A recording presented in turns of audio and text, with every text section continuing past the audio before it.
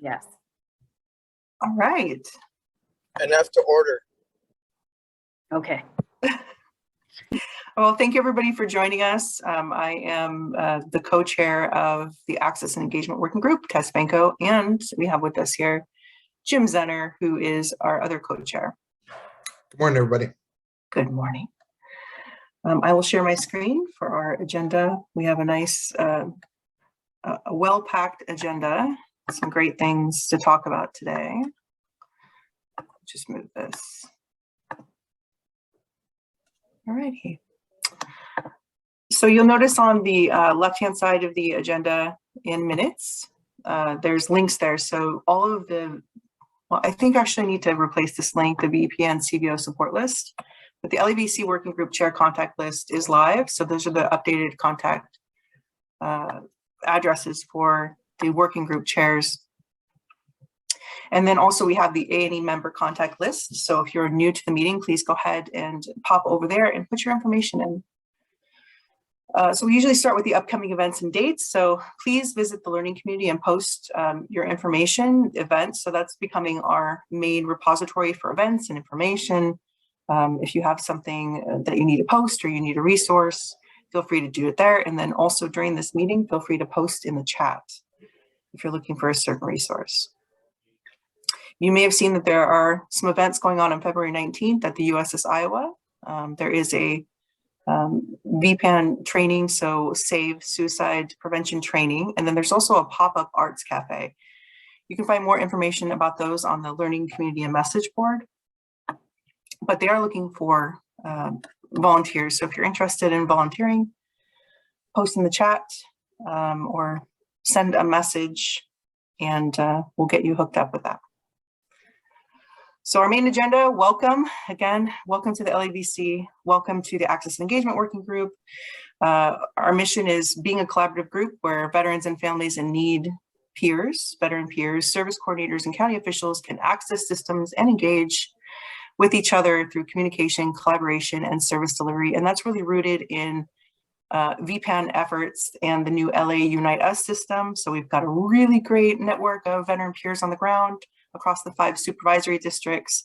And we've also got an online platform for service providers and those who are seeking assistance to engage with and obtain it. So we'll go ahead and launch into the introduction of new participants. So please, if you're joining us for the first time, go ahead and introduce yourself. Do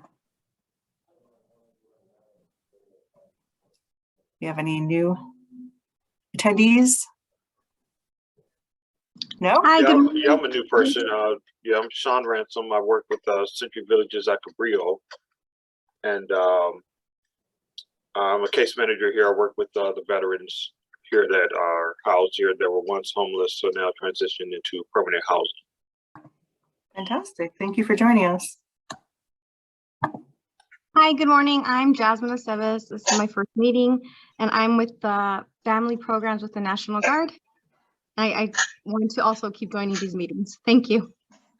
Thank you for joining us. Shelby Bell. I'm with VOA Safe Haven and Transitional House for Vets. Thank you.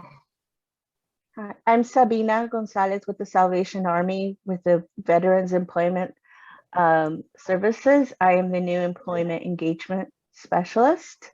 So this is my first time here, and I'm looking forward to interacting and possibly collaborating with many of you here. Great, welcome. Glad to have you. Hello, my name, go ahead. I'm Jessica Zarley. I'm with VPAN, SD5, and I'm the new battle buddy in the Lancaster office up in Lancaster. Congratulations. I know they needed you up there. They were waiting for you. I was waiting for them. It's a wonderful office. Good to hear. Hi, my name is Ron Reyes. I am with California Congressional District 33, Congressman Ted Lieu's office. I'm here with Janet Turner, and I am a Gold Star Fellow. My father was killed in Vietnam in 1968 when I was a year old, and so I am working in this fellowship. Thank you. Mm-hmm. Thanks for joining us, and thank you so much for being here and representing. Do we have others? Morning. Not new, but I actually haven't been here in quite some time. My name is Chris Cleland with US Vets. I'm the Vets Appeal Program Coordinator. Worked with quite a few people that are on this call already, but yeah, I'm looking to see if I can network with some more. Thank you. Great to have you. Good morning, everybody. My name is Nelson Borquez. I'm with 42 Mike Veteran Golf Outreach, a nonprofit organization started last year. I'm the Director of Therapeutic Services and Advocacy, and I'm first time here, and I'd love to get to know you all a little bit, learn about what you're doing, and share what we can do as well. Awesome. Good morning. My name is Olga Duran. I'm the recruiter for Alliance Environmental Group. I've worked with some of the people here also, and I'm here just to learn more about your services and see how I can connect and hire some veterans. Fantastic. All right. Well, if there's no more, thank you everybody for joining us today. As you can see, it's a diverse group, and we love all of our new attendees. I'll go back to my share screen. All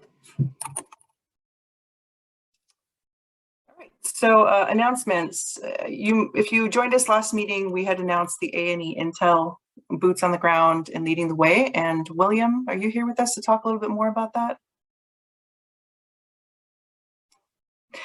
Well, essentially what it does is, good. Yes. Great. I'm sorry, I just ushered a repairman out of the apartment. You wanted to know more about the Intel boots on the ground and leading the way. What it is. Right. Yeah. So again, these two products are designed to crystallize the information we discussed today, and we put it out to not just to you, but to a larger audience, designed for those who are peers, those who are engaged in the work on the ground, as well as those who are influencers, the decision makers who can help to influence and shape policy that then in turn helps those who are delivering those services. So, for example, for the influencers, we have sections that change, month to month, but things are trending now: supervisory district activities, upcoming events, and then a legislative section that talks about bills that have passed or bills that are pending. And then we have one for peers that talks about new services you may not be aware of, that you can avail yourself of, your clients can avail themselves of, as well as an interesting section that we call obstacles and solutions. And this is for things that peer support specialists are encountering, issues they're encountering in their work that may be challenging, and the workarounds that they've discovered for those particular issues, those obstacles. So based off what we discuss here today, our team will put together these two newsletters, Intel for Peers and Intel for Influencers, and those will be pushed out to you and to the larger audience in the week ahead. Thank you so much. And that can be accessed where? I'm not the right one to answer that question. All right, so it's probably, I'm guessing it's on the learning community, but we'll get back to you with exactly where. Yeah, I think Jim could tell you, but. Yeah, that's right. The learning community also goes out in email. I'm not quite sure if it's posted on the Southern California grant makers website with the collaborative, and I don't think that it's listed on the DMH website, but those are two places that I think we should explore to post those. Yes, Jim, this is Amy. So yes, it is on the follow-up newsletter that will be sent out next Wednesday. And it is also put on the online learning community. Great, awesome. And sorry, I didn't mean to put you on the spot, William. No, it's okay. I put it together, and then folks have been putting it out where it needs to be. It sounds like it needs to go out to some other sources as well. So we'll get to that. Well, it's a great resource, and really it offers the links and information that we talk about in this meeting. So if you're ever curious, you have to miss for some reason, you'll find that information. And this link is always open to check as well. So if you can't be with us. Announcements, I left this placeholder in there, but VA appointed a new homeless programs office director. So Dr. Keith Harris, so he'll be reporting to the chief of staff at VA. As many of you know, the West LA VA will be the nation's largest veteran, homeless and at-risk veteran housing community. So that's important information for anyone who just joined us. And I'll hand it over to Jim to work on the sound off. Hey, good morning, everybody. Just to get us started off with sound off, this is kind of, Tess and I and the rest of the group have talked about what the heart of this really is. And it's really hearing from you all doing the work around what's working, what's not, and any kind of gaps. So, I just want to start this off. I've gotten some feedback recently from the community around data. We talk a lot about data with VPAN, and I just want to say that, it's not, a lot of veterans feel like it's just collecting numbers. We're, just another organization collecting information, and really just taking credit for helping somebody after taking their information. And I want to take a quick moment to say that our group is really committed to going beyond just counting veterans that are helped. That's part of the reason why we're taking a look at veteran satisfaction measures. So we're calling everybody that gets served by VPAN to find out, did you get what you need? Would you refer a family or friend? And where did you hear about us from? So that's our initial kind of stab at really making sure that it's not just, how many veterans we've helped or how many family members we've helped, but really getting to what's important. Like, was the service received that was requested? And would they refer somebody? With that, we're really looking for additional feedback around, how can we step it up even more? Like, what should we be measuring to really show that veterans and their families are getting what they need to thrive in the community, not just survive? So, I'm always available to have that conversation offline, but I felt that it fit under sound off really well. So with that, just open it up to the group. Again, just looking for stuff that's working, not working, or any kind of gaps that you're encountering when you're trying to get veterans and families into services.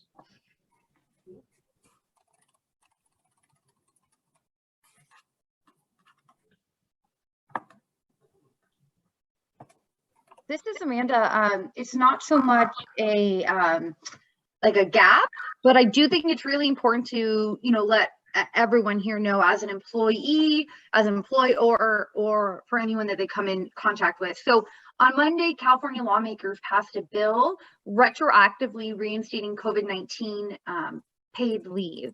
And so it's really important for low wage workers, without adequate sick or vacation time, to be able to get this COVID-19 leave to take care of themselves or another family member. And so now it retroactively goes back to January 1st, 2022.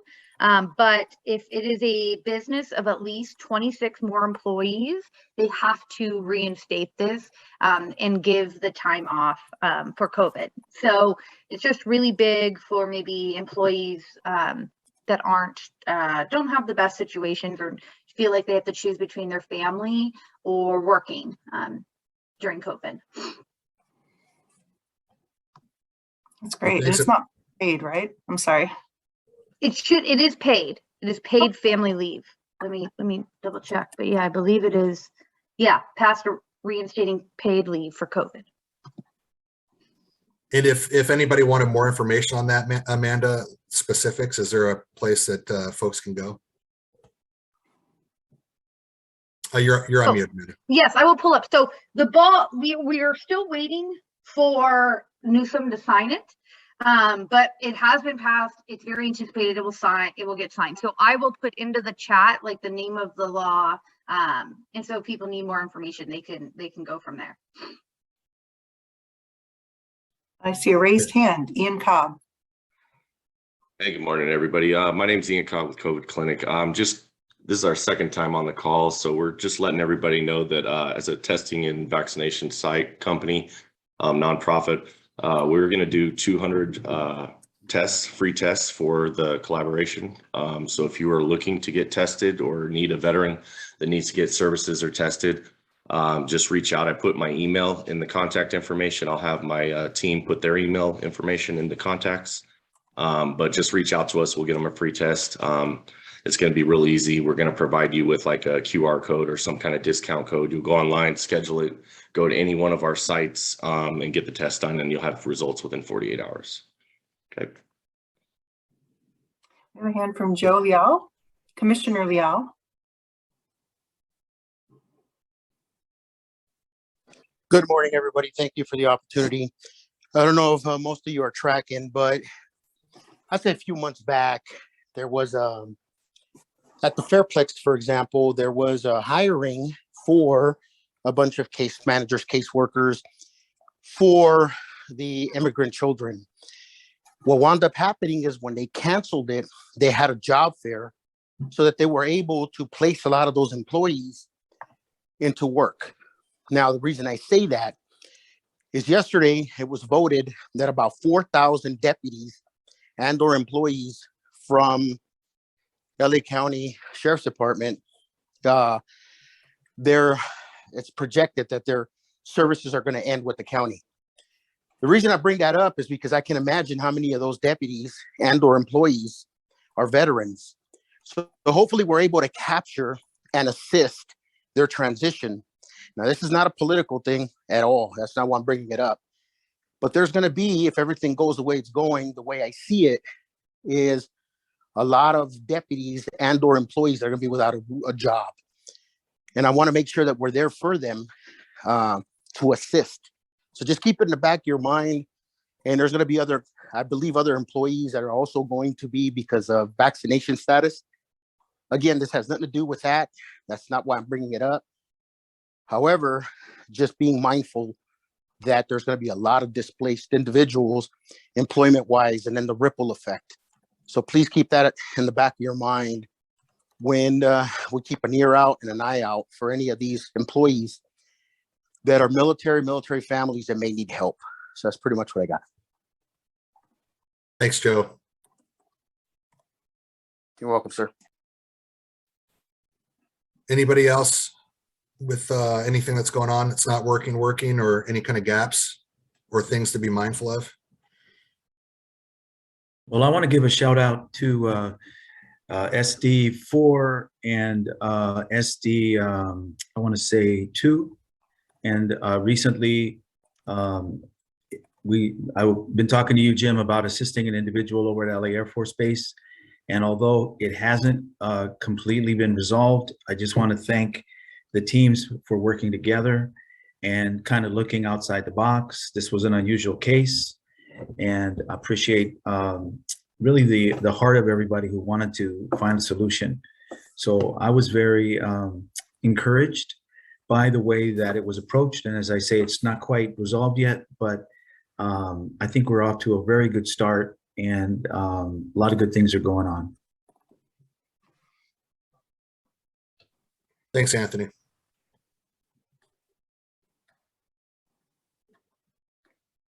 Hi, Jim. This is Chris Allen from Battleship, Iowa. I have a question. Send it. So thanks, Anthony, for that shout out. Always appreciate recognition for the things that we're trying to do all day. I want to back up a little bit to the note about the COVID clinics. Is anybody aware of an available resource for rapid testing? Because something that's coming up, kind of frequently is a lot of shelters and even transitional housing resources are requiring a negative COVID test. And so I don't want that to be a barrier to getting somebody off the street. Wow, look at you. So if anybody has any awareness about that, I would welcome that information. Yeah. That's a great one, Chris. Anybody have any success getting a rapid test for somebody trying to get off the street and into housing? Bart's Altadonna got a supply of the COVID testing. There's 2 in a pack. They were handing them out a couple of weeks ago. They may have more. That's there in on Gingham in Lancaster. Thanks, Michelle. Hey, Jim. Oh, go ahead, Louis. I was just gonna say, I actually have a connection, and it's more for, I guess, organizations. I have a company that does the rapid test. They sell the rapid tests and all that. So I don't know if there's organizations out there that are interested. Not sure who your budget crew is, but if they are interested, I have an organization or a company that provides rapid tests in bulk for organizations. So maybe something to think about for all the SDs, maybe to carry. Thanks, Louis. So I can kind of speak a little bit on that. Speaking where COVID clinic, we can help out with that if you guys need to. It just depends on what rapid tests you're looking at, because there's some that are done within an hour. Their test results will get within an hour, and then there's some that we can get within 24 hours. So it just depends on which one. The ones we're doing are like PCR combos. So usually we can get those within 24 hours, and it'll be online. So I don't know what the time frame is that you guys are looking for to get these veterans in housing, but if you give us like a day, we could probably set all that up. I know when we bring people to the Arlington on Skid Row, they'll do testing that just the individual has to isolate for 24 to 48 hours until the test comes in. It's the Arlington Apartments on Skid Row on Wall Street. There's also testing at LA Union Station. There's also, I just got a text from Daniela. There's free COVID tests at Gonzalez Park. Tuesday and Thursday, February. Well, I guess we just missed February, but this Thursday there's free testing, February 10th at Gonzalez Park. The address, since you're writing this down, the address is 1101 West Cressy, CRESSY Street, Compton, 90222. Awesome. Thanks, Randall. And I saw that Abel put something in the chat around DPH, in that it's really easy to use as well. So it sounds like we got quite a bit of solutions to that very important issue that was brought up. Any other issues that folks are running into that we can leverage this group of 106 passionate advocates? No issues, but I want to tell everyone down here in Lancaster by the Chimboli Center, we're going to be doing a job fair on the 24th of February.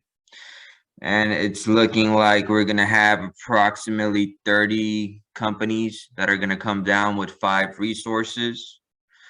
We're looking at approximately 200 plus jobs, possibly. That just to let everyone know down here by Antelope Valley, if they have anyone or if they need to send anyone down here. Great. Also, can you please make sure to post that inside of the learning community as well? I try to send it in the chat here. It does not let me. Okay, let me get you the link to the learning community. Yeah, and it looks like we have Caesar from SBA that joined us for the first time that we missed earlier on. So Caesar, if you want to take a quick minute and introduce yourself and what you do. Good morning, everyone. Thank you, Jim. Yes, my name is Caesar Estrada. I am the new veteran liaison for the Small Business Administration here in Los Angeles District Office. I'm also a Navy veteran, and I'm joining your group today, and I look forward to joining in the future as well. I just want to collaborate with your group, learn from you guys, and anybody that needs anything in regards to the SBA. I want to be your point of contact. We have resources for veteran entrepreneurs, funded by the SBA. In the chat, I'm going to put my contact information, and I just look forward to learning from you and working and collaborating for the veteran community. Thank you. Thank you for the time, Jim. Awesome. Thanks, Caesar. Any other items to bring up for the group? Jim, this is Christina. Send it. Hey everyone. I'm Christina Barraza, U.S. Army retired first sergeant. But I did want to talk today about the ETS sponsorship program. As we all know, as we transition out of the military, we don't know where to go. And sometimes, we get anxious. I know me just talking about ETS, expiration term of service, it makes me a little anxious. But this program, it needs to put your mind at ease, because you as a person on here can actually become a VA certified ETS sponsor. The training, I'll put in the chat. It's just a 2-hour training. And then after that, we can match you up with, somebody that's coming out of the military and that is coming to LA County and doesn't know what's out here, like many of us didn't know when we got out of the service. So basically we'll assist them with identifying goals, resources within the veteran community, and empowering our newest veterans, because they're going to come here hitting the ground running, right? Trying to find a job, but we're trying to help them navigate into careers. So we have a webinar coming up on the 23rd. Our guest speaker is going to be Dr. Emily Ives. She's the program director of military and veteran affairs at UCLA. I'll leave you with this little bit of Emily. She earned her Master of Education and Doctor of Education from UCLA with a dissertation titled Understanding the College Choice Process of United States Military Affiliated Transfer Students. So just to give you a little tidbit of what her focus of discussion will be on the 23rd, once the flyer's out, we'll go ahead and post it on social media. Please share it, with those that you think that could benefit from it, whether it's soldiers transitioning in the, in the year out, 6 months out, 30 days out, or even those that are out already and don't know where to go or who to turn to. I also wanted to give a shout out to SD2. They have a new member, James Schotter. SD5, I saw Jennifer Zavala on there. And there's one open vacancy for a battle buddy at SD4 USS Iowa. So if anyone's interested, send a resume, send a name, a phone number, and we'll get those over to Jesse, who's the PM over there. Thanks to all who are on here today, your desire to be present and drink water. It's going to be hot today. Thanks, Tess, Jim. Hey, thanks, Christina. Sent the list of GPD and HHV shelter beds. I think it's from November, so it's a couple months old, but I think they're probably all the same. I saw your requests in the chat, Barry. Any other issues that folks are running into? Hi, good morning. This is Antonia with the California Department of Financial Institutions. I just want to share that we have a program up, and it's also includes for veterans for student loan resources for student borrowers. And we have a program especially aimed at veterans to help them navigate financial issues and resources. I just put my contact and our website in the chat. I hope you check us out. We know that financial issues are really important to veterans, and we want to get the word out on informing them of their rights and helping them if they have issues with our servicers. We regulate financial services throughout the state. Thank you. Awesome. Thank you. Great. Last call. We have some hands up. We got some hands up? All right. Hi, can you hear me? Yes. Yep. Hear you loud and Okay, clear. awesome. Awesome. Hi, I'm Nicole. I'm a volunteer through LifeAid in California. We work with military veterans and their families, first responders, help them with their mental health, nutrition, exercise through peer support. We're doing a retreat in Hawaii, March 19th to 24th. So I wanted to welcome anyone who'd be interested in that to reach out and become a part of the retreat. We're going to have time to do activities with veteran centers within Hawaii. We're going to do snorkeling and biking and all kinds of outdoor activities, and a lot of storytelling takes place at these retreats. It's my first one, so I'm excited to meet them all. And if anyone's interested, just like leave a message in the chat, and I'm going to check after this meeting is over to see if anyone's reached out. Do you have an email address, Nicole, that we could put in the chat for you? Yes, I can put it in the chat if that's easier. Okay, perfect. Awesome. Okay, thank you. Sounds like a real rough time over there in Hawaii. Anybody else got hands up? I can't see the hands, Tess. I'm still. Yes, this is Michelle. I just wanted to share something that we're doing here in the Antelope Valley. It's called a welcome home ceremony for Vietnam veterans. The idea is to recreate the welcome home that was done wrong in the first place. So I just wanted to put it out there in case we had veterans in other areas that would like to attend. There is a, it is going to be March 19th from 10 to 3 p.m. at Poncelon Square in Palmdale. And Vietnam Vet Registry can be at avwelcomehomevets@gmail.com. I'll put it in the chat bar. Registration is due by the 7th. Thanks, Michelle. Thank you. Anybody Hello. else? Olga Duran, recruiter for Alliance Environmental. Just wanted to let the community here know that we have partnered up with the local HACC. It's in the San Gabriel Valley, and we actually partnered up to have the OJT in our company. So if you know of any veteran that is wanting to work in our niche industry, we do abatement, installation, removal. You can go into our career page.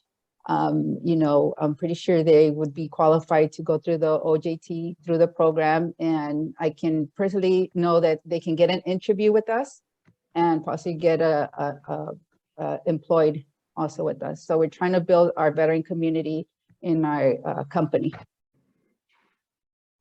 Great, thanks, Olga. And I'm not sure if everybody knows, but March 29th is actually official Vietnam Veterans Day. It's a holiday that's been around for, I think, going on our 5th year now. Don't quote me on that, but if you didn't know, March 29th is Vietnam Veterans Day. Any other feedback for the group before I hand it back over to Tess? Hey guys, Brenda Flores with New Horizons. Just wanted to reach out. I shared an article yesterday with a couple of you, something I came across that a veteran shared with me regarding the VRAP, which is a Veteran Rapid Retraining Assistance with the VA. It is going to come to an end pretty soon. This is for any veteran that no longer has any GI Bill benefits. They can get training. They can also get a housing allowance. So it's a huge opportunity for veterans that are really trying to get back into employment. Many are not aware of it, and also many of our partners that I communicate with daily are not aware of it. So just wanted to throw it out there in case your staff is not aware of it or hasn't really been shared. The article that came out, I think it's through Military Star, actually stated that many of the funds are going to be gone unused because people are not aware of this fund. Great, thanks, Brenda. Yeah, with that too, there's also, I think there's a limitation on who can do it. I think it's no OIF vets. I believe this has to be like Vietnam and above, I believe. But also if they do that, they can also do work study as well. That counts as a GI Bill, so they're able to do that and then get training and get paid as a work study student within the VA or federal system. Great, thanks, Chris. All right, with that, I think we're out of time for sound off. I'll hand it back to Tess. Thanks, everybody. Very lively conversation today. Appreciate you. All right. Let me just get back to my screen. So now we'll move into the standing reports. Usually these are about 5 minutes each. And with us today, we have Janet Turner, Field Deputy for Congressman Ted Lieu's office.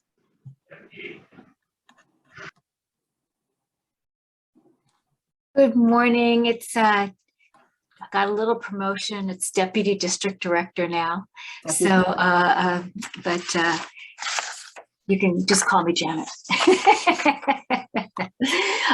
So I wanted to give you some specifics about on December 7th, 2021, the National Defense Authorization Act was passed. It's S1605. And why I specifically wanted to bring this group up to date on it is because It made historic policy changes for the survivors of sexual assault in the US military. And I know a group of us have been working really hard on that.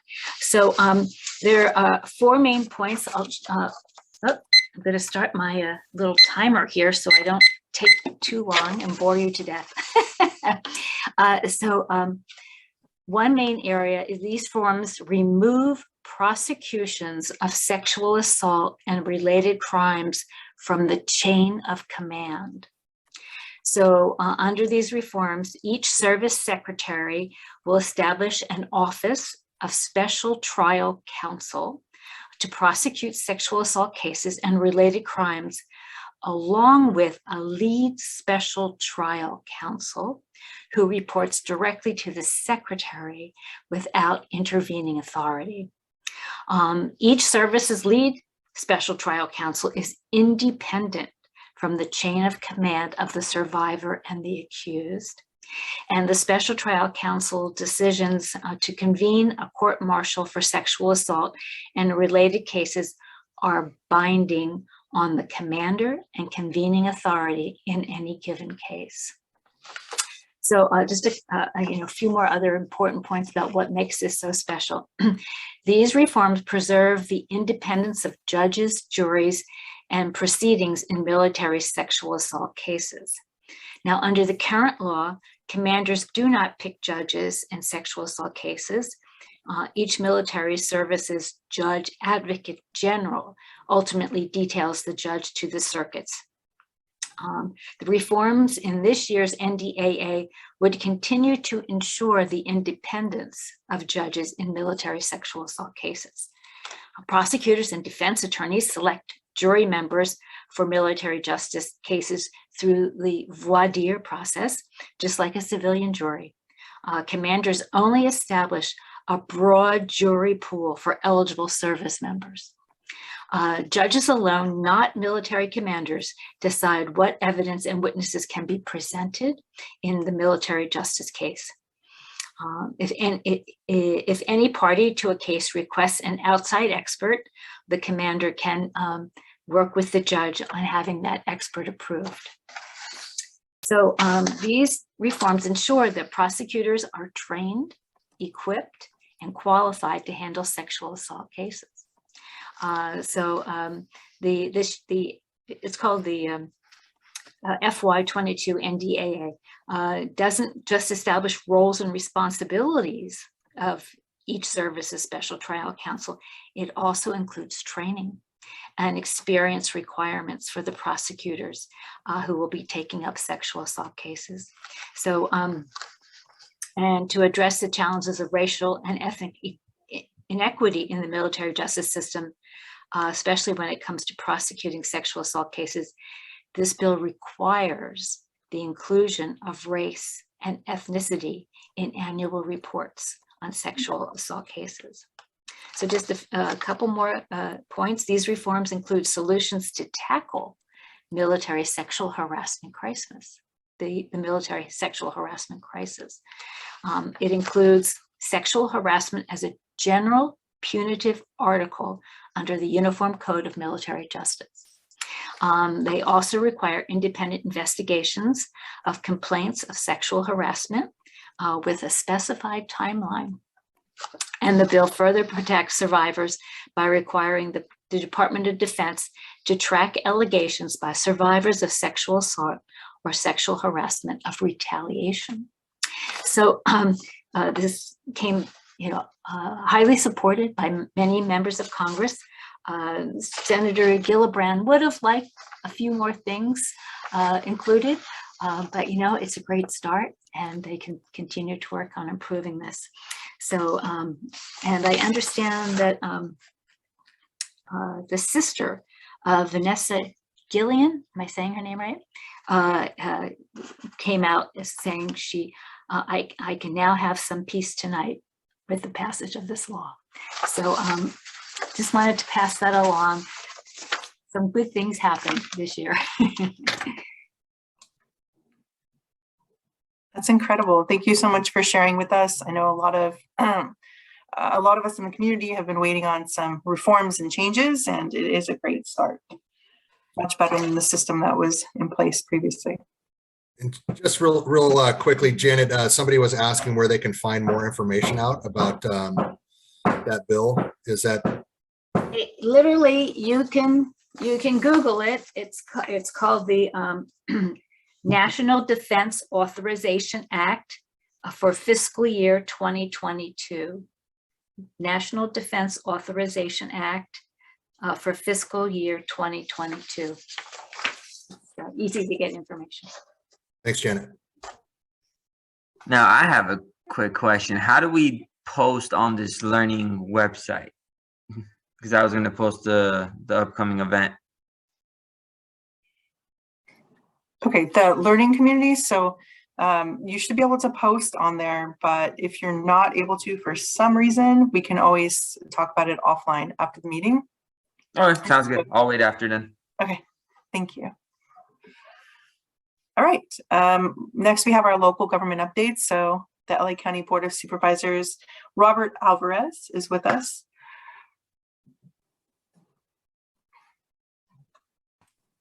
Oh, that's me. Sorry, I just came from another meeting. The only update that I have is we did finally receive that report from the Department of Mental Health, the departments of Public Health, the VA, and the medical examiner coroner on the veteran suicide review team. So as my counterpart Stephanie Cohen and I had talked about it, we're in the process of reviewing the report and hopefully having a follow-up motion to get this work started. So Jim, I'm sure you can talk about the report a little bit more than I can. To be honest, I've only looked at the cover page and have yet to crack it open. Yeah, so I own the finally, sir. That was on me of finally getting it to you, but you know, there's a lot of good information. I mean, we coordinated with the chief executive office's CIO office, who did an in-depth analysis of veterans who died by suicide from 2015 to 2019. You know, like you mentioned, medical examiner, Department of Public Health, Office of Violence Prevention, and DMH been working very closely on this to make sure that everything's integrated. There's so many different data sets, you know, at the state level, at the county level, and then nationally. So basically, what you'll get to towards the end of the report is the department and the co-chairs are intent on starting the work in March. So looking forward to any kind of follow-up action from the board. But basically, a suicide fatality review would allow us to get real-time data about our veterans who are dying by suicide here in LA, so that we can action on it. Bring that information to the collaborative, let you guys know what we're learning from that, so that we can get out in front of this thing. Because I think if we did do a raise of hands, I guarantee you the vast majority of us have been personally affected by somebody who died by suicide in our community. And I can't tell you how appreciative I am of yours and Stephanie's support, sir, to get some real data so that we can work with our partners at the VA, at CalVet, and here locally with county departments to get out in front of this. So looking forward to getting to work. All I'm going to say is, without offending anyone who is an officer, is, sir, I work for a living. Shots fired. Hey, Roberto, I have a question. This is Dennis. Having worked with the Board of Supervisors and the elected officials, any word on ban the box and the fair chance when you talk about 1 in 3 people in LA County that has a criminal record that the supervisors are working on? I have not heard anything. We can talk offline. I'm not sure if it's been one of my colleagues that's working on it, but I haven't really heard anything about this. Let's talk more offline so I can figure out what the ask is and give you a better answer. Okay, certainly. All right, You've thank got you my so contact much. information, don't you? Yeah, I have a Rob. Okay, sounds good. All right, thank you very much for that. Okay, we'll move on to the VSO legislative update. So Richard Valdez, who's our policy chair. Yes, there's been a lot of activity with regards to the House and the Senate Veterans Affairs Committees.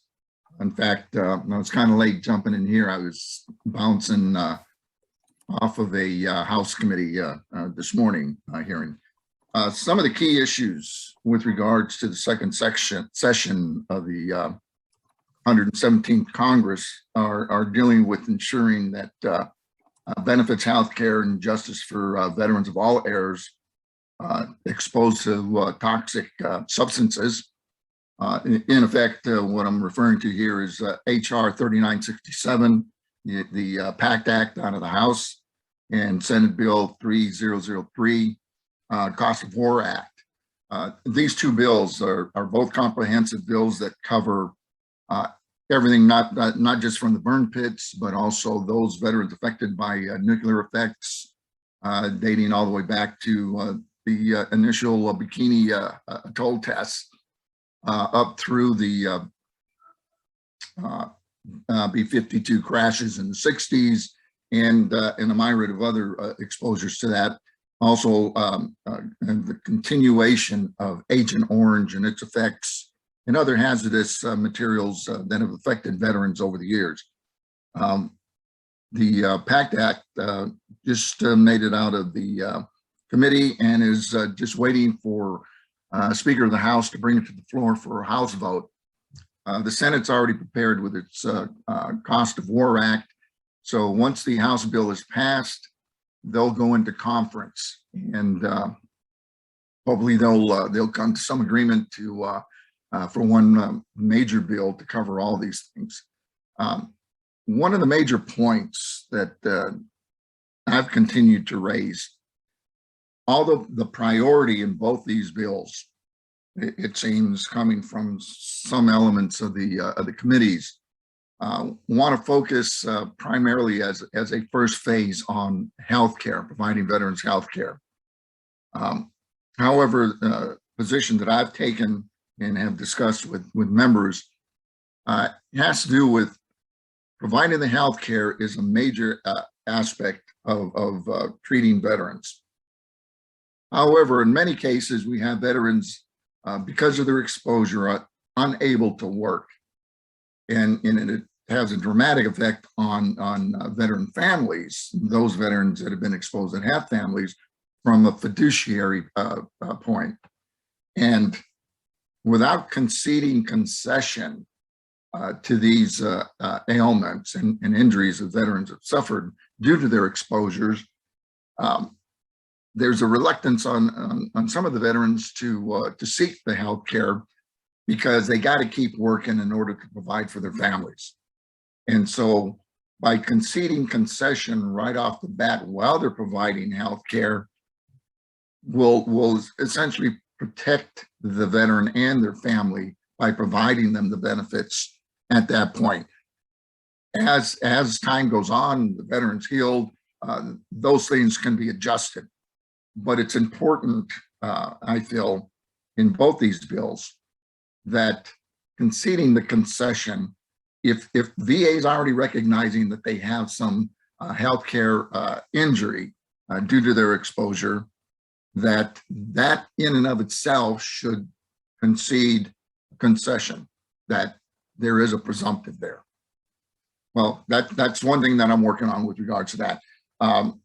Yesterday, there was a hearing that I attended having to deal with spouses and other dependents of veterans that have passed away, either due to their service-connected ailment and or by suicide.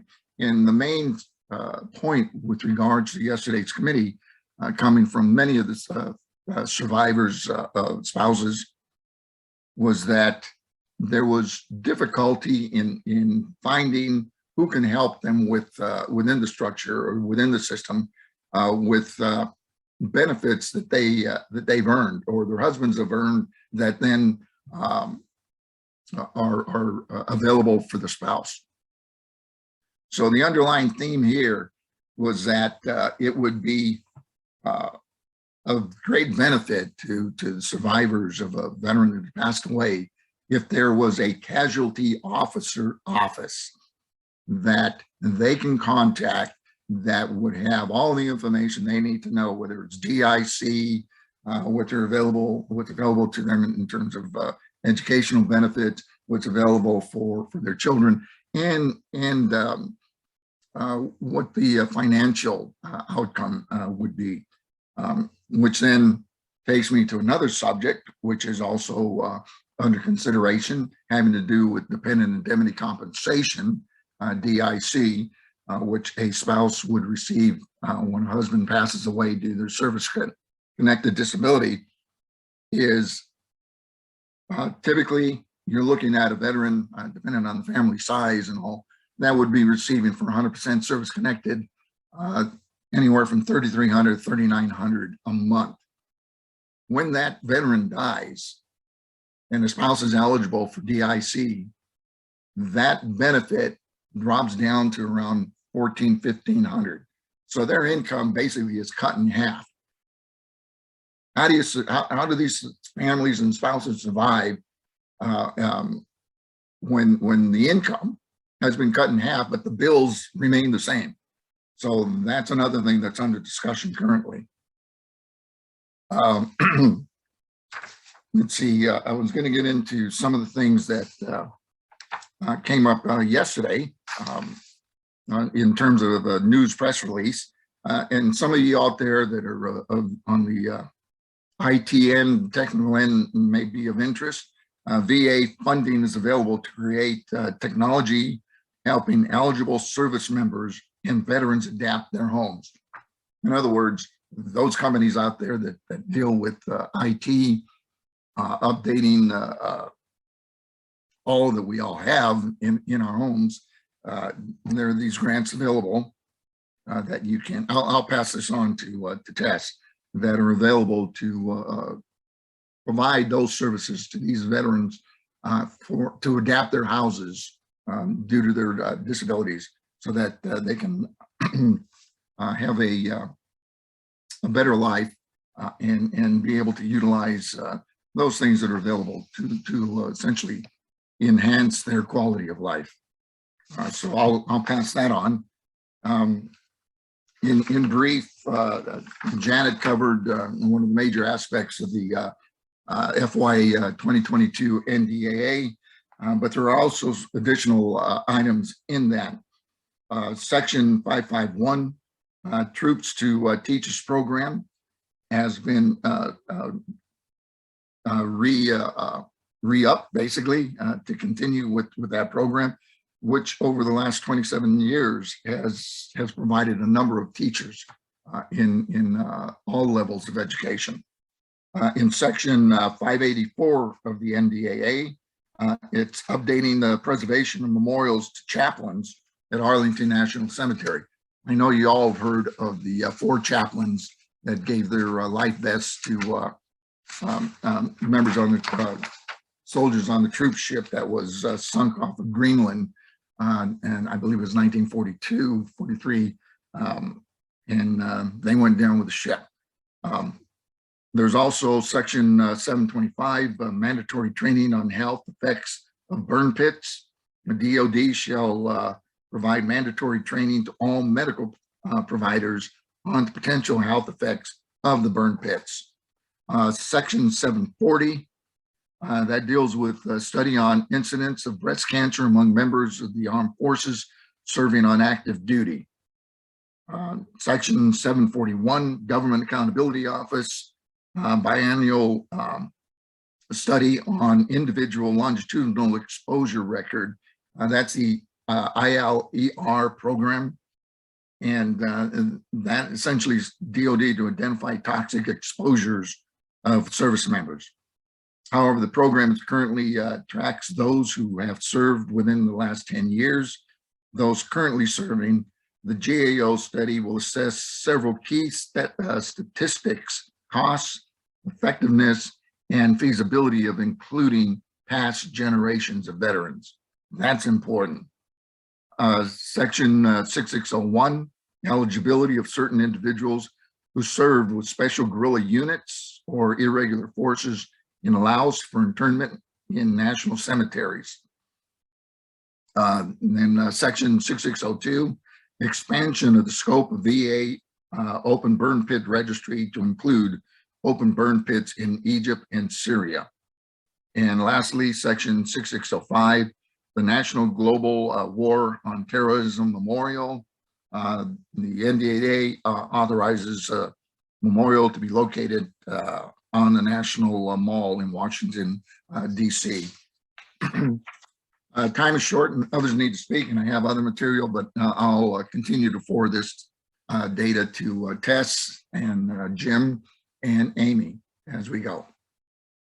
Any questions? Here I am. I just had myself one quick question, Richard, if I could ask. Is there anything in the works regarding putting the DD-214 into the I-9 form, the verification of citizenship? Because I've had a lot of veterans that have lost their Social Security card, and they've been having trouble with going to work and proving that they are able to work in the state of California and in general in the United States. I know there's work in that regard. The specifics to your question, I'm not sure, but send me your, well, I'll look into that and I'll pass that on to the group. Great. Also, just one thing that comes to mind on the Social Security cards is that there is an organization that works on documents. You can contact them through Village for Vets. I don't have their specific name in front of me, but we'll try to get that out because that's really important. Okay, so typically we would move into VPAN rally point updates. We had some really great dialogue today, so I think if we could just go ahead and post the rally point updates in the chat, that would be absolutely fantastic.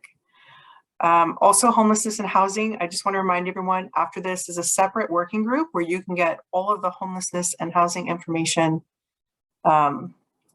But also for VPAN, for Jim and Christina, is there anything that you wanted to mention in the last couple of minutes that we have? Nothing on my end. I think I covered everything. Thanks, Tess. Okay. Thank you, Tess. Thank you. Wonderful. Thank you, Ethan. Thank you. Thank you so much. And I'm sorry about the short time for the reports. We love your reports and your work is very important. For homelessness and housing, is there any quick update that you wanted to give?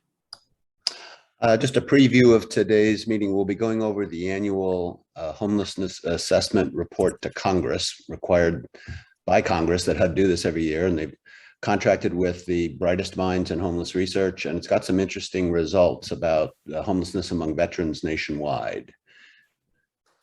So join us at the Homeless and Housing Working Group. Steve.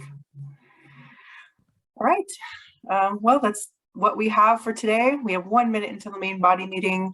Please, I'll hang around in the chat a little bit and get the reports from the rally points. But thank you so much for being here with us today. Jim, do you have any last final words? No, this is great. I think as a group, we've really kind of gotten surgical with this almost at this point. So just excited to have all the support and have so many great resource providers come in and join in access and engagement. I mean, we're as peer support navigators out in the community, we're only as good as our resources. And our ability to connect with other veterans generally is not the issue. It's more about having the appropriate resources that we can link people to in a timely manner. So everybody that is a new service provider or an ongoing service provider, thank you so much for answering the calls and joining the group. That's it on my end. All right, great. Thank you, everybody. Enjoy the main body meeting and the working groups. And as a reminder, everybody, please don't go anywhere. It is the same link. We're all going to be staying here as we start the new. I'm like, bye. The main meeting. You say we're saying bye to access and engagement, but stay on here. Again, put yourselves on mute and turn off your cameras, stretch a little, go to the restroom, refill your coffee, get some water, and we will be right back.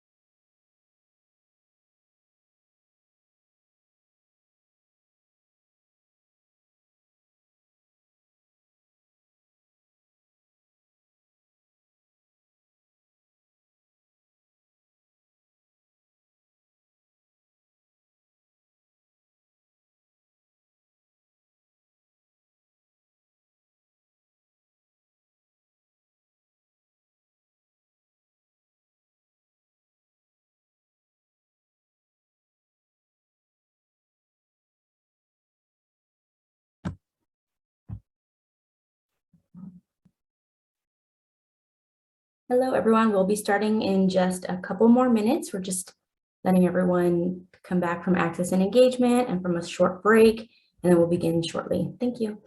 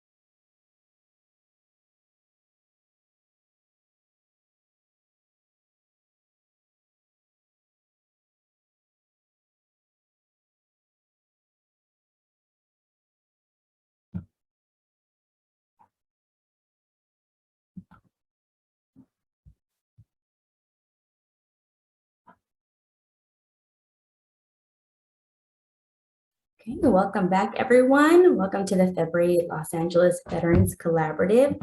So happy to have you here. We had a really great turnout for the access and engagement. Really appreciative of that. So today for February, we want to acknowledge Black History Month.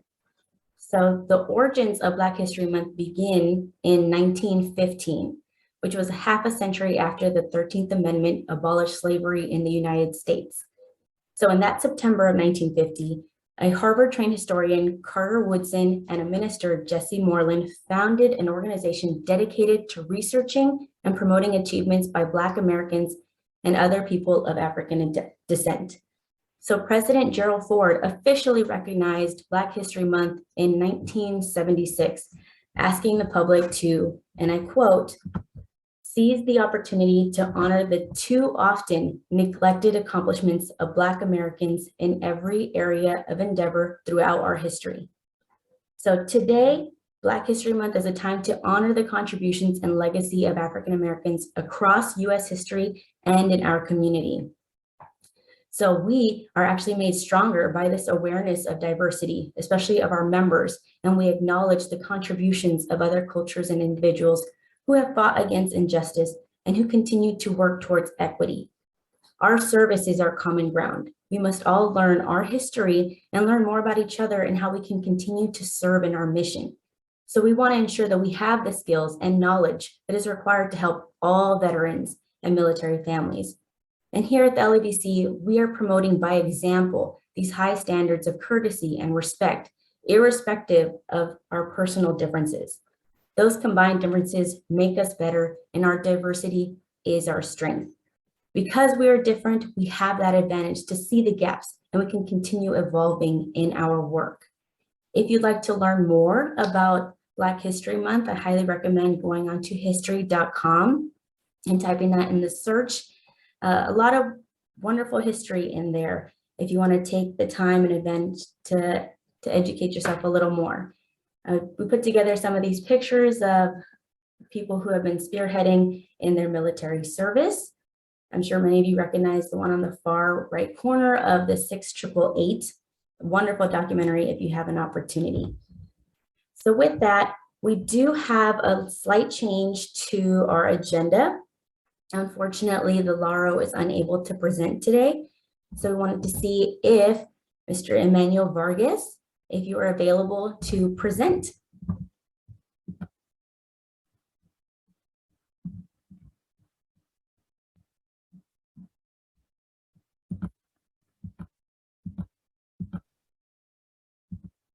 Oh, hi there, Amy. Hi, Manuel. Hi, I'm sorry. I totally thought I was going to present at 11. My apologies, but I could just jump into it right now. If you just give me a sec to set things up here. No problem. The floor is yours. And I apologize. We did have you scheduled at the 11 o'clock. But I did think that the presentation that you're going to be giving is very valuable to our members and some of the work that we do. Oh, of course. Yeah, I'm happy to do it. I just need to set up my presentation here. Will you still need me to present at 11, or is this Yes. in lieu? Yeah, both. Okay. All right. Let's see. We do have screen share enabled, right? Correct. Okay.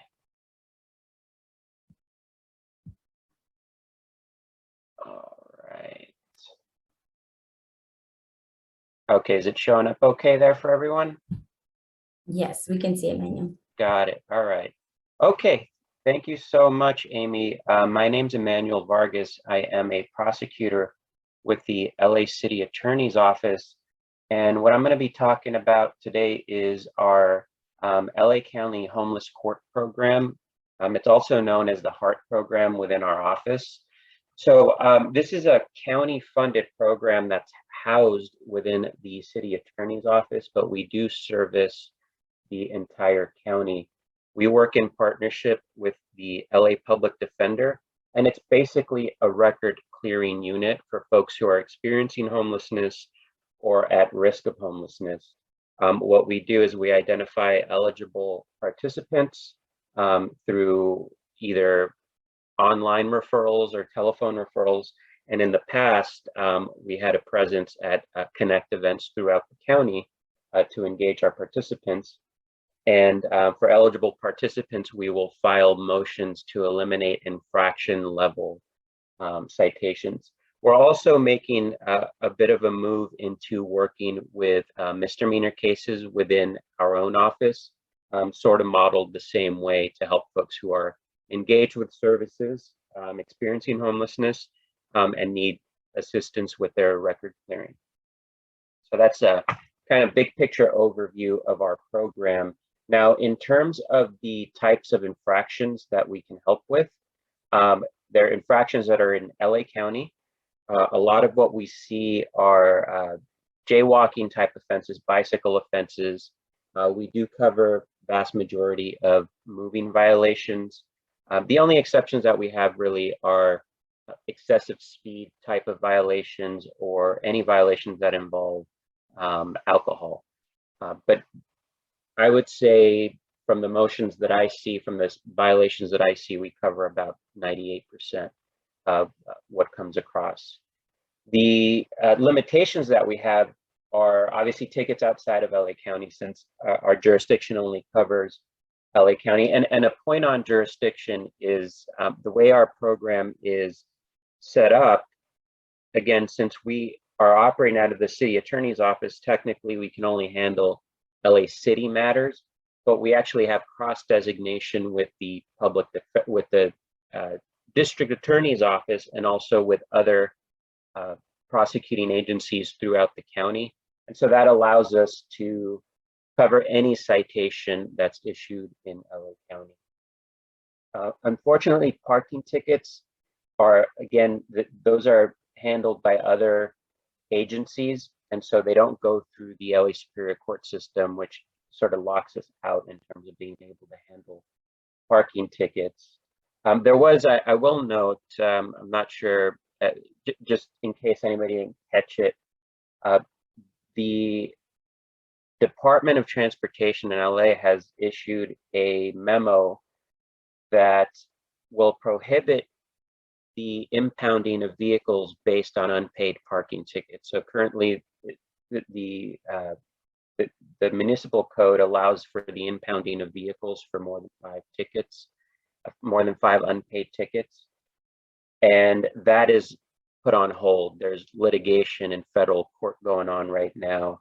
And there was a preliminary pretrial ruling that found that type of regulation unlawful, at least for the time being. And so there's a halt on that. So in case anybody needs to get the word out, the memo can be found with the Department of Transportation. We have a lot of folks, a lot of our participants who parking tickets are a huge deal. Unfortunately, because of the nature of jurisdiction, we can't help them with parking tickets. But there is always the constant worry of having their vehicle impounded. For many folks, that's where they're living. So that right now, at least in the city of LA, has been put to a stop. So just wanted to share that. Other tickets that we have, or violations that we have limits on, metro tickets, and then misdemeanors. I did mention that at least within cases within the city of LA, we're trying to do what we can to facilitate better resolutions for any of our participants that have pending matters. Felonies are definitely outside of the scope of what we can help with. But again, we partner with the public defender, and we do forward any matters that are pending. We try to facilitate sort of a warm handoff to the public defender. And our program is for adults only, so we cannot address any juvenile citations. All right, so we'll move on. And if anybody has any questions, you can interrupt me, or you can go in the chat box. I'll take a glance at it if anything comes up as I go along. In terms of eligibility, we have two main requirements. Just an individual would either be unhoused or at risk of being unhoused. That is a very loose requirement that we have. We don't do any means testing or any checks beyond the self-reporting. And the vast majority of our participants come referred by homeless service providers. So it's almost an automatic there. And then the second requirement is that they be engaged in services. So this could take the form of having an HMIS number, receiving services for 30 days, or being referred to by an approved partner that we've had a long-lasting relationship with and that we accept online referrals from. Factors that can lead to either a delay or ineligibility. Again, any juveniles would not be eligible. We do have to have individuals engaged in services. That's part of the requirement that our program has in our MOU with the county. We can't have any outstanding misdemeanors or felonies. What we mean by that is any open warrants or anything that's pending trial. Those matters there would have to be some resolution there in order for us to move forward. If an individual is on probation or parole and is on good terms, that's fine. There's no eligibility problem there. So, okay, all right. So that's a basic overview on our program and eligibility and the types of things we can help with. How do we accept referrals? Well, we accept referrals just on our general line. I also have a brochure that I'll share with Amy and Jody, so that could be distributed. But basically, calling our phone number, if the individual is engaged, can provide the information of a case manager, then we can move forward. We also have a paper intake that we can provide, and it can be emailed to us. So it could be filled out by the case manager alongside the participant, and we can accept the paper intake in that form. We also have our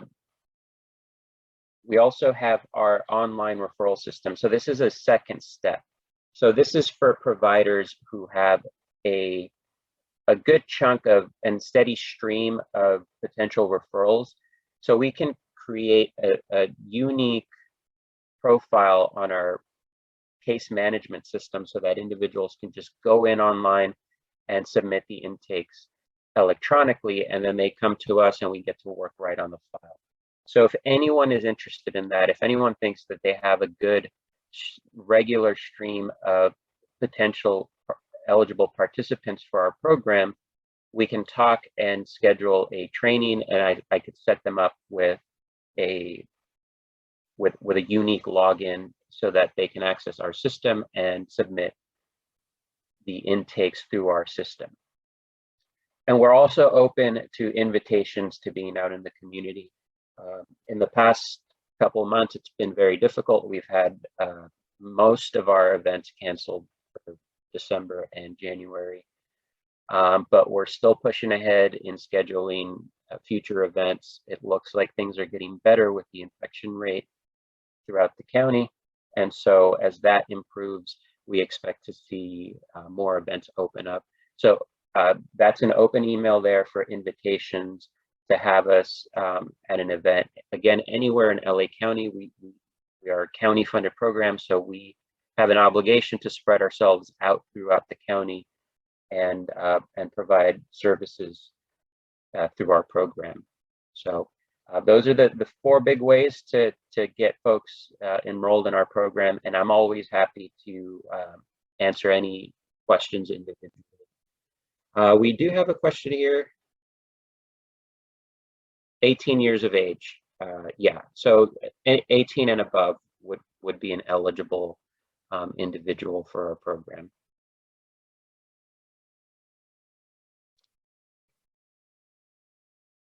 Okay, so I have a few more slides here that I can show.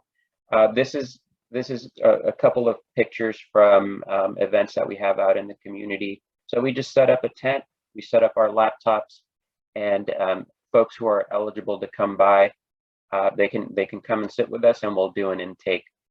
At these Connect events, we have other providers that are there. So the requirement of service engagement is actually satisfied at the event. We require them to go and engage with at least 4 providers. And once they've done that, they can come back to us and we'll complete their intake. So it's a sort of one-stop shop. We like to get all the requirements checked off the same day, and that's why the events are so great for us in terms of being able to connect with participants and get them enrolled in our program. And there's no requirement that we see them again. That's always a challenge if you have requirements that, obligations that require repeated check-ins and checkups. And so with these types of events, we can get it all done in one day.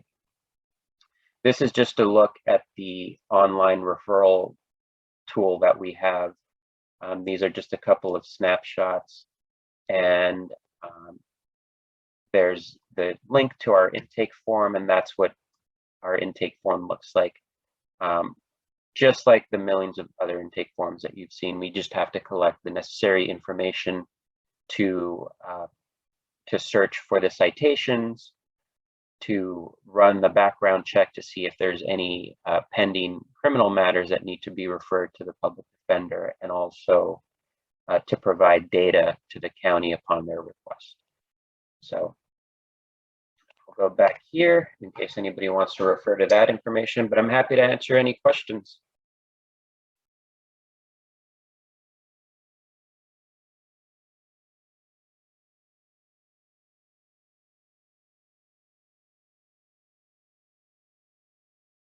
Is Amy still there? Yes, I'm still here. Penny, I do have a question for you. How can an organization get involved? How can they become a referral entity?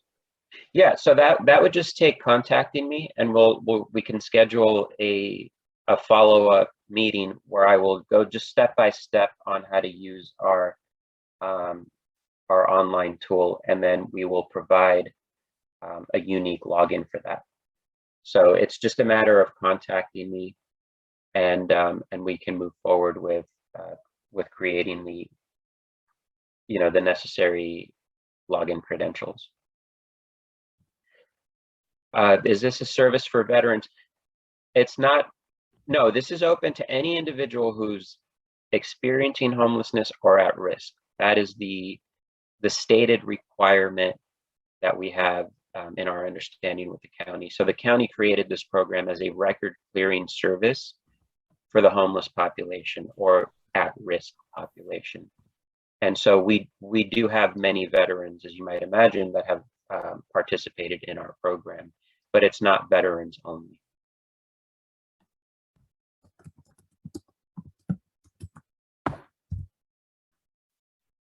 And again, also if there are any pending criminal matters, that's referred to the public defender.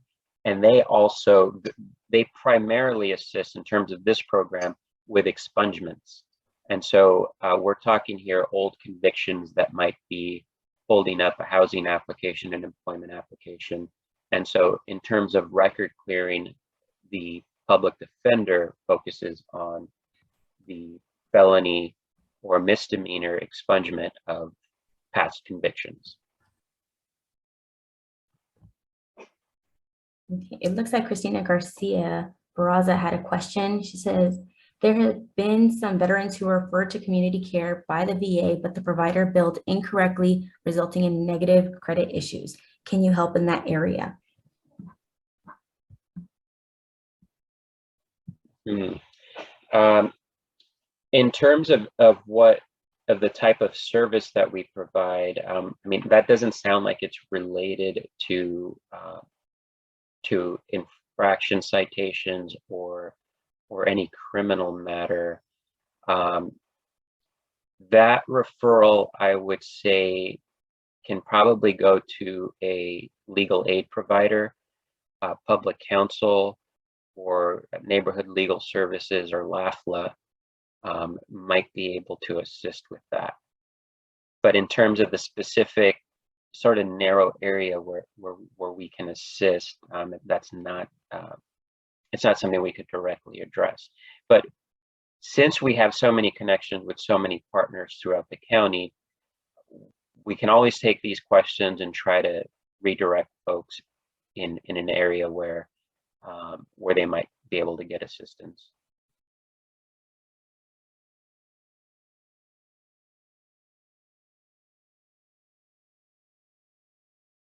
Oh, we have Tyler here from LAFLA. Thank you, Tyler.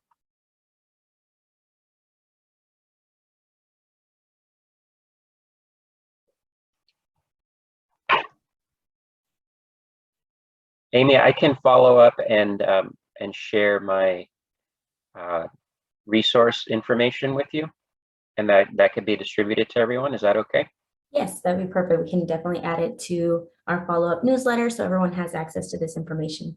Excellent. I think Jody already has it, but I'll send it out to you as well. Perfect.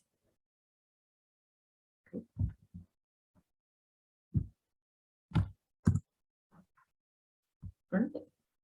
So Manny, was that the end of your presentation? Yeah, that covers it.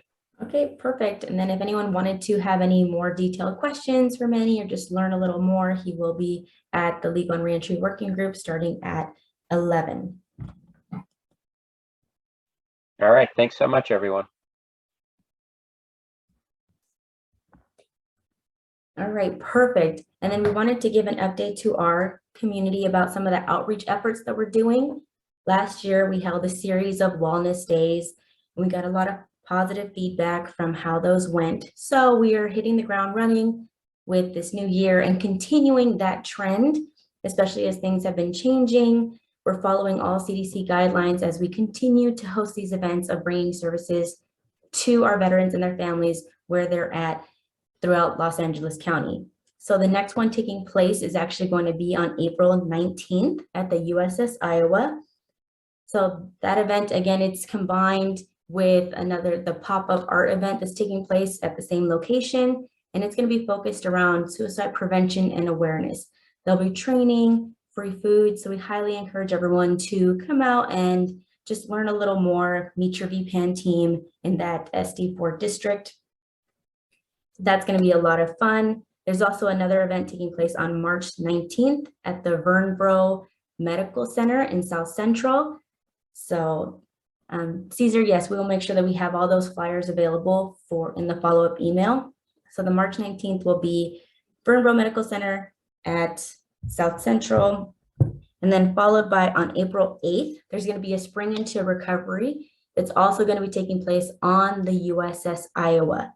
So that's going to be centered around recovery, sobriety, and again, just providing those much needed services. And then the last one that we have scheduled so far is going to be on April 23rd in Lancaster at Grace Chapel. So again, a lot of these events are actually looking for organizations to table, provide some swag, and again, inform the community of the services that you provide. And then we're definitely going to be providing those vaccines again, and we're going to try to have our COVID clinic there to actually provide testing for anyone who might be feeling like they could have possibly been exposed. So again, it's going to be continuing the trend of wellness and health and focused on bringing the services to our community. If anyone has any specific questions or wants to learn how to get involved, please feel free to email me via my regular email at SCG, which I'll put in the chat, or LinkedIn. And then with that, I will hand it over to Jim Zenner.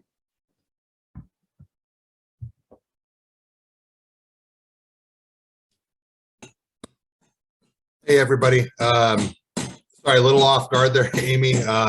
I might not be the best person to show the online learning community.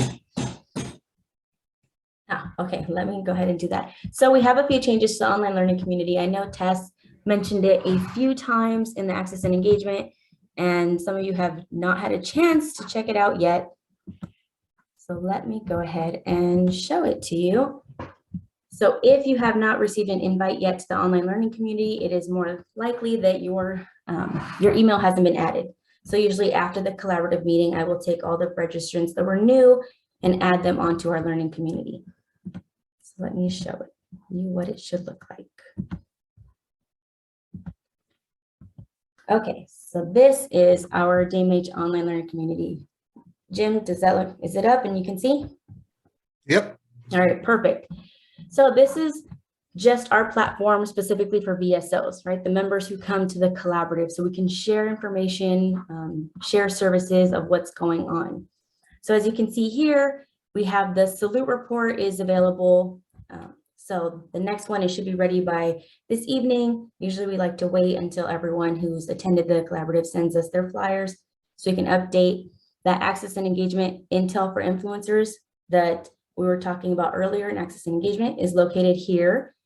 And then some different news, right? The legislative updates that we received during the access and engagement are also located here. Then we also have our general information. If you want to learn more about the VPAN, if you want to learn about the Unitas, they have the weekly information sessions you could sign up for. As Christina mentioned, joining the ETS and becoming a sponsor, there's the program information here. You can register for the next collaborative meeting. And again, you can sign up for the LAVC newsletter if you are not yet on there receiving information about our events. And then a couple of fun things here. We have our community library. I'll go ahead and show that to you. So here is where we're posting the different research studies or trainings that are taking place within the collaborative or the community. So if you just wanted to learn more, you're barely coming into this space and you're interested on how we're getting our data, how we're prioritizing, this is where some of that information is located. And then another new feature we have that I'm pretty excited about is our event calendar. So anytime we have some type of event that we're adding to the salute report, I add it here.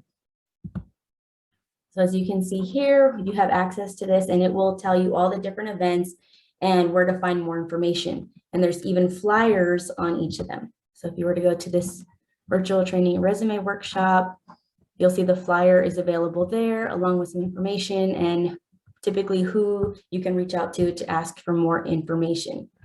So really helpful, useful information. Again, once you sign on to the Wellbeing for LA website, if I have your email, I will add you to the LA online learning community. And from there you will have access. Let me show you what that looks like. So if you have not been added to the online learning community, then this box right here might not show for you. But like I said, if you've registered through Eventbrite or you contact me asking to be added to the community, then this box will show up because you will automatically be added to the online learning community. Just click on that. And it will show up for you what learning community you're part of. So here's the Los Angeles Veterans Collaborative. And again, this is where we encourage you to just post, hey, I have this program taking place. this event is happening, looking for volunteers for this information. So again, this is a way that we want everyone to kind of connect. So it's not really our social media. It's not the same thing. This is more for professional growth for our VSOs. Now, does anyone have any questions about the online learning community or its purpose, or if you need any additional training on how to access this? I'll add, Amy, from the Veteran Peer Access Network side, we got a peer network of over 70 veterans and family members that are helping folks navigate, as well as a lot of you doing similar work. And what this online learning community can do is we have so much information as a collective here in Los Angeles that we could probably talk about it for 16 hours straight. But this is a way to organize the information. And when you do, and I'm sorry, this is exactly why I didn't want to present, because I got construction right outside my window, of course. But you know, just all your information, when you submit an event, when you post something, we all get emails, everybody that's registered on there. And that's, you know, our 70 peers that are part of the network are on there, and they get all the resources and services that you all provide. And so it is a huge value added on our end as we're connecting with folks and trying to get them into services.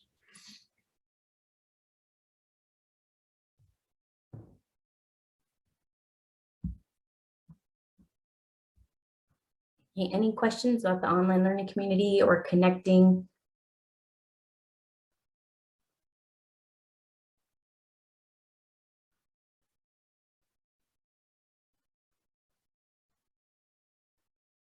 Okay, with that, I do want to open it up. I mentioned a few of these wellness days that are taking place.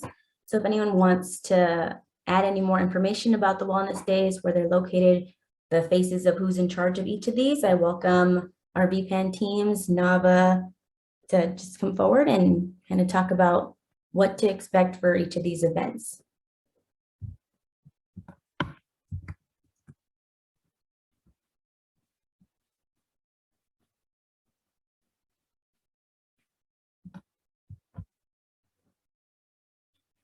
You know, Remy, I see you on here, and I know that your event is the next one coming up on April 19th.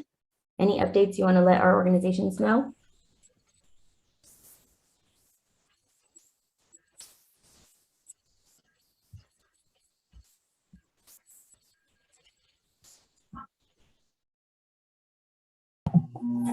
This is Rich Douglas with ST4. Is it April 19th, or are we talking about February 19th for the Wellness Day? Sorry, I'm sorry, February 19th. Thank you for that correction.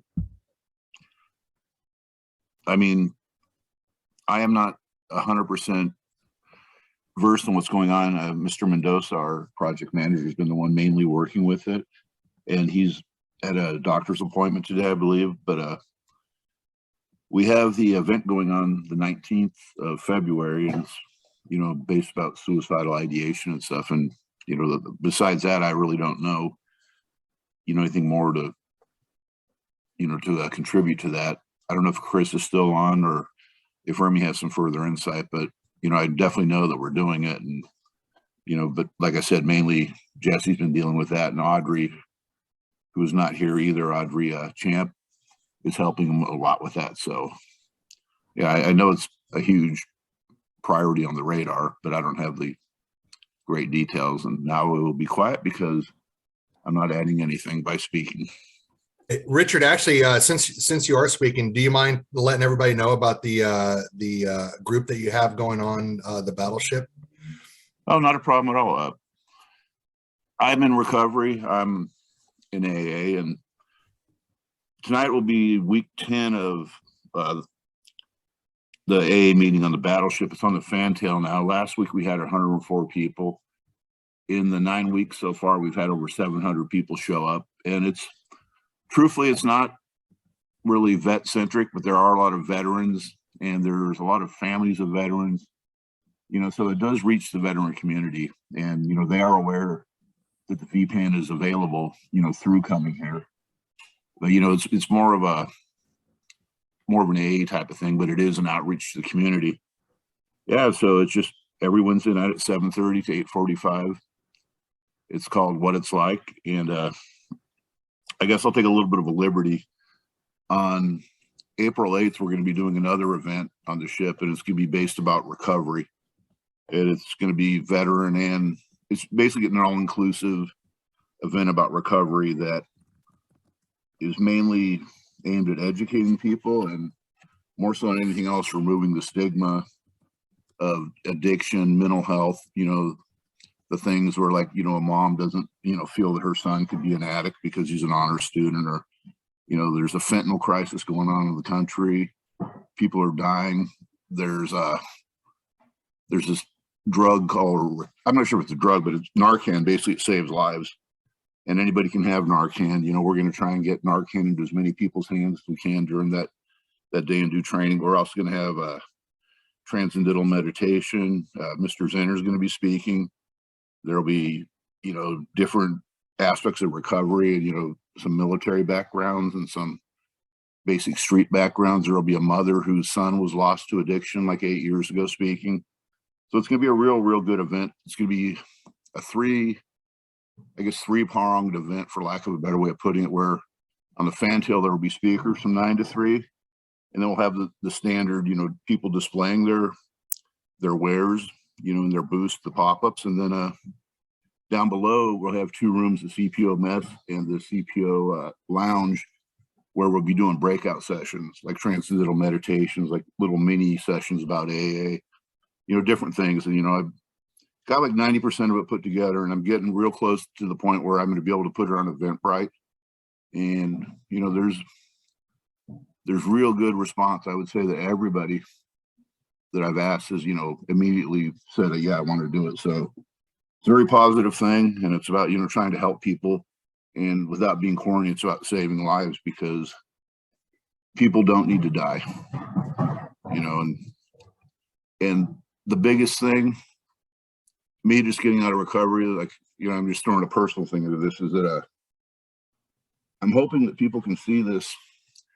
And like when I talk about the stigma, they can know that there is a whole community of people out there that are willing to embrace people, and all they have to do is ask for help. And they do it lovingly. They do it from their heart. It's their passion. So, things don't have to be as bad for people as they get sometimes. So that's basically it. Thanks, Richard. Just going a little bit into February 19th, I don't know if Chris is still on, but my involvement to this point, it's a partnership with many different entities. We got the VA suicide prevention team coming out to give a SAVE training. We got Mr. Juan Santabria, who's a Marine Corps vet, coming to do a shared lived experience panel talking about his struggle with suicide ideation, along with a handful of other veterans. Part of it is the Veteran Family Wellness Day, which Amy is really kind of put a lot of effort into our community to get these outreach events out. And then Miss Janice Bowman with Veterans West, she is doing a Vets Art group. So it's going to be a really big event. Anybody that's interested in veteran art, hearing about warning signs and what to do if any of your loved ones are struggling, particularly with suicide. And then if anybody just wants to come out and grab some free food and talk to service providers, it's a big event that's happening on February 19th. And I think the hours are from 9 to about 2 or 3. So that's all the information I have on that, Amy. Okay, perfect. Again, if you're interested in learning more, if you follow our Eventbrite page for the LAVC, you can see all the different lists of events that are taking place. And then Melissa, yes, definitely. Please, I will connect with you after this. I see your question there. So I will, again, if anyone has any questions specifically about any event taking place, feel free to contact me, message me. I'm available. I also kind of want to put someone else on the spot, Miss Rocio from Women Vets on Point. I know she sent me an email with several different groups that she's facilitating through that organization. So Rocio, can you kind of talk about some of those programs? Sure. As many of you know, my name is Rocio and I am with Women Vets on Point with US Vets. It is a program that focuses to support female veterans. Again, the numbers don't lie. It is estimated that women veterans make up only 10% of the overall veteran population. And unfortunately, we also only make up, female veterans only make up 2% of the overall women population in the United States. And that makes us a minority of a minority. So groups like the ones that we provide are really, really important because it is a safe space for women to come together, for women to talk, and just to be able to understand and just be there for each other. So we do have new groups coming along. It's always important to have growth, to be able to pivot when necessary, and to also recognize what the needs are and to fulfill those needs as best as we can. So we have several groups that are coming up, and I actually have posted this. I haven't gone to the calendar yet, but they were uploaded. So if you're in the community, you probably got 500 messages letting you know that I put this stuff up. The first one I want to talk about is the weekly wellness. Weekly wellness wellness overall can come in many different forms. And so there'll be a discussion. There'll be discussion about emotional wellness and physical wellness and being in a safe environment. How do you know you are in an abusive relationship? And being able to have those conversations in a really safe environment. And I'm really proud of our interns who are working and will be presenting, helping to facilitate these groups along with staff. All of these groups, everything that I'm going to mention. We also have one called Mothers in Boots, which is dear to my heart because I know the influence that the military, in my experiences in the military, how those affected my relationship with my son. And I know that I'm not the only one, right? I used to always hear, did your kid come in the sea bag? I'm like, no, but he's a person. He is not a t-shirt. That is why he did not come in my sea bag. So those are some of the things that we will be exploring in that group. The mothers group is going to be on Tuesdays, and it's a short-term group. It's going to be 8 weeks, and based on the attendance over those 8 weeks, we will decide whether or not to go ahead and extend it. Our Sheroes group, this is really fun. We are actually working really closely with Stack Up because it is going to be a gaming community for 8 weeks on Friday evenings at 5 o'clock. And we will be just exploring gaming and different kinds of games and how to get around. I think they're called Easter eggs or treasures, or I'm not a gamer, but the person who's running this group is. And so we are really excited to have that as well on Friday evenings. We also have the Silver Veteran, because what we've come to understand is that the experiences of a veteran who's over 50 is very different than a veteran who's 24 or 25. Needs are different, experiences are different, even the laws, right? The military code, the code of military justice is altered and changed and differentiated. So this is why it is going to be really exciting to have those discussions for our female veterans who are over the age of 50. And then we also, and that'll be the first and third Friday of the month. We also have the Proud Veteran, which is a once a month a group for LGBT plus. We will be inviting members of the community to come in and speak and bring resources for the LGBT community. We also have, and so all those flyers are up. You can email me if you'd like at any given time, and I'll be more than happy to send those directly to you. Additionally, we will have a lovely military dinner. It's going to be a virtual dinner, so you guys have to provide your own food, sorry. But we will be coming together next Thursday as a group, and we'll be exploring different forms, right? Different love languages. And it's always fun to get our sister veterans together. I don't know why, we always play bingo, and you think that that sounds boring, but it's not, because I want to win. I'm like, oh, I'm cool on bingo, but no, I like to win. And then we will be having some other cool things. And so all of these can be accessed by signing up on our website, and I'll put the information here. And as some of you might have been bombarded by my email, my flyers earlier, I did post them way earlier, but I'll be more than happy to send them out again. And I hope to see our sister veterans there at our groups. Thank you, Amy and Jim, for this opportunity to present.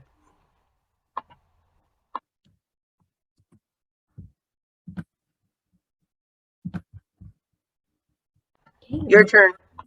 Thank you. So Louis, I know Louis from SD5 also wanted to discuss his upcoming Wellness Day event that's taking place in Lancaster, which, as a reminder, this is one of the areas in Los Angeles County that need the most support. Louis? Thank you, Amy. Yeah, so real quick, we do have 2 wellness days coming. Actually, one is being sponsored by JVS, and it is tomorrow, short notice, but the flyers have been going out and they have been posted throughout our resources and agencies and websites. It's the Military Wellness Day. It's by JVS. They are partnering with Amazon and collaborating to celebrate the veterans who have served. They're going to have free food, healthcare access, employment services, on-the-spot interviews, and much more. So we will be hosting a table along with other community organizations out in the Antelope Valley. It's going to be tomorrow from 10 to 1 at the Chimboli Cultural Center. That is in Palmdale. I will share the flyer in the group chat. Our next big wellness day is actually April 23rd. That's a Saturday from 10 to 3. We are partnering with the AV Veterans Outreach. And for those of you that don't know, they're one of the biggest organizations in the AV that have held all the VA stand downs in the Antelope Valley. So we are excited to partner with them to have a veteran wellness day, a family wellness day, which will provide live music entertainment, again, free food, great raffle prizes this time around. We've done some connections with our local agencies along with the Los Angeles Veterans Collaborative to provide us great raffle prizes. We'll have a mobile vaccine team to give vaccine boosters and possibly COVID tests. We're going to have a haircut company from our local small business owner. We'll have housing, employment, VA is going to be out there, and much, much more. And my main focus to this is actually to bring our younger veterans to this collaborative, to this wellness day, is so that they can see it's not only housing, it's not only employment. A lot of our younger vets, or a lot of veterans that honestly are Monday through Friday workers that have families, whenever we have events out here, it's usually more focused on housing and employment, which is some of the key things that we're going to do as well. But there's so much more that we do, just like Rocio was saying, we're partnering with Stack Up as well. They're going to be coming out and donating some gaming stuff for our vets. So, it's focusing on that, some of our barriers, whether it's PTSD, things of that nature.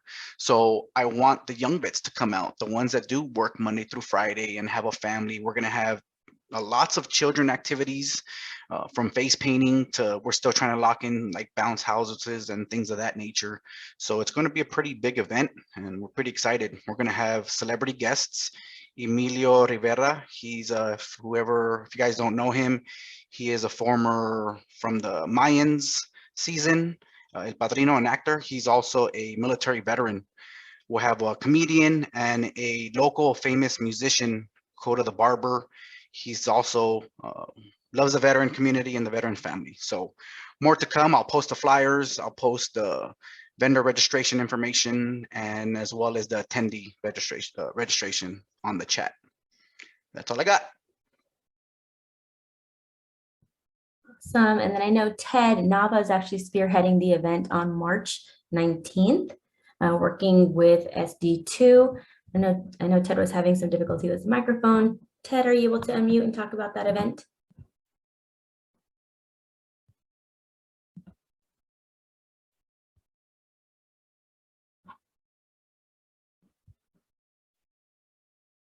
Okay, it looks like he might be having some technical issues still. Lastly, Tom, I know Tom from the Veteran Family Wellness Center is online, and they're starting a parenting group. Tom, if you wanted to just give a quick synopsis on that. Yeah, great. It's my camera is pretty dark here. We're in kind of a unusual space for the collaborative today, but yeah, I'm Tom from the Veteran Family Wellbeing Center. We deliver resilience-based services for families, military families or veteran families. And we have a Power Up Your Parenting series starting February 17th. This is a virtual parenting group that's open to veterans and also partners. And you don't have to be with your veteran to participate in this parenting group. And the group is really based on relationship enhancement. So ways for parents and children to feel closer, to manage emotions, have difficult conversations a little bit more easier. And we're very invested in giving veteran parents tools and strategies, practical tips that they can use. And that's really the key to what we do. You can sign up for this at our website, vfwc.ucla.edu, and I'm going to put that in the chat.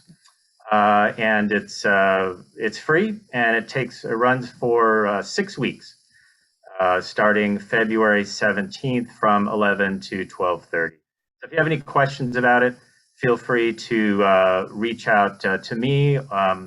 And I'll put my email in the chat here in a moment, and we can answer any questions that you might have. That's it. Thanks so much.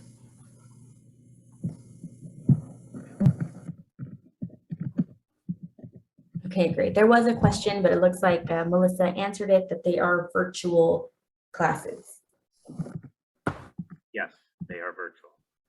Thank you. Okay, perfect. If anyone else has anything very important that the group needs to know, feel free. I will go ahead and open up the breakout rooms for our working groups at this time. So you can feel free to jump into there, take a short break.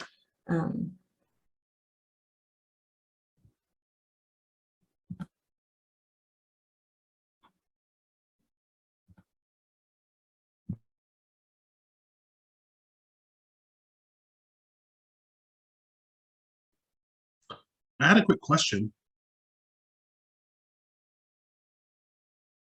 Go ahead. I'm so sorry, Amy. Yeah, my name is Malo. I'm with the Cerritos College's Veterans Resource Center. I have a student who's in need of some services. He lives out in San Pedro. I'm very new to LA, so I'm not too familiar with a lot of the organizations and services that are offered. I'm sure there's a lot of services out there that can help the student. Any organizations primarily in San Pedro that might be able to help my student veteran out? He's enrolled in only a few classes, so his GI Bill benefits are a little postponed right now. We're getting him processed and getting ready to get his full units, that way he can get his monthly stipend, but that won't be until March. So he's going to be pretty harsh on funds and basic needs for the next month. If anybody's able to assist, can you please put your name and number or your contact information in the chat, and I'll be reaching out to you. Thank you. Thank you, Mala. This is Melanie from Long Beach, PA. What kind of services is he like? Is it rental assistance? I don't think it's. I think it's very much it's basic needs like food, just something to get him by for the next month until he starts getting his living allowance. I haven't had too deep of a conversation with him. He's a little. He's having just a hard time actually coming and asking for help. It's been more picking up on things on our part. So yeah, I'll try to have a deeper conversation with him. But as of right now, I think it's more. He lives out in San Pedro. I think he's got housing okay, but if there could be some rental assistance, I think that would definitely benefit to where his money or whatever he does have could be used elsewhere. And without confusing the matter, like RSD is on the battleship Iowa in San Pedro, so we're geographically perfect. So if you want, I could put my phone number in the chat and he could give me a call and I could just screen. I'm not sure exactly what to do, but we'd screen and help get him in contact with whoever might make the most sense. Oh, that would be perfect. Thank you so much. All right. And Richard, if it feels like someone that might need like SSVF assistance, yes, you can reach back out to me, or you can, we can loop in like MHA that's out there as well. Yeah, I have a relationship now with MHA. We're starting to work with them a little bit. The Operation Healthy Homecoming. Yep, very OHH. helpful. definitely.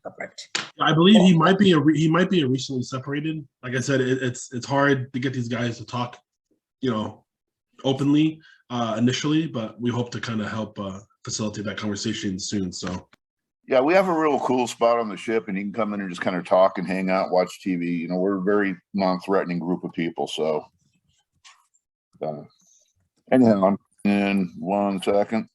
Excuse me, Amy, it's Janet with Congressman Ted Lieu. Can you connect me to the Homeless Housing Committee? I haven't figured this out.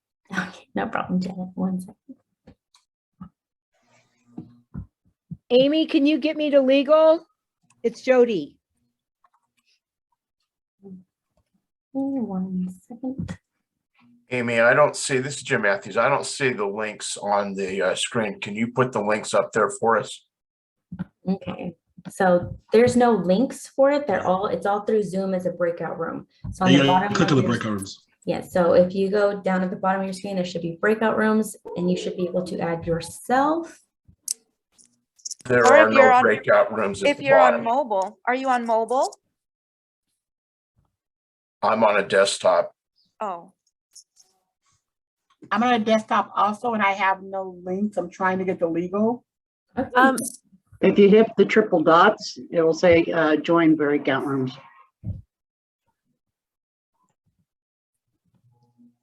Where are the triple dots? The more button.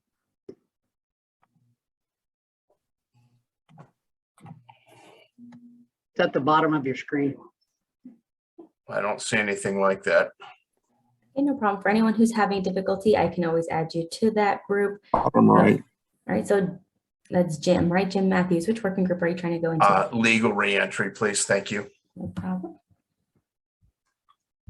Okay, anyone else who's still on the call, please go to the bottom of your screen where it says more. You should have the 3 little dots, and you should be able to access the breakout rooms and add yourself to the working group you wish to attend. thank you.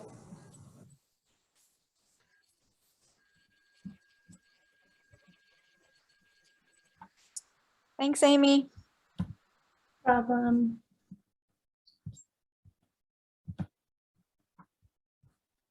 And have a great day. Thank you.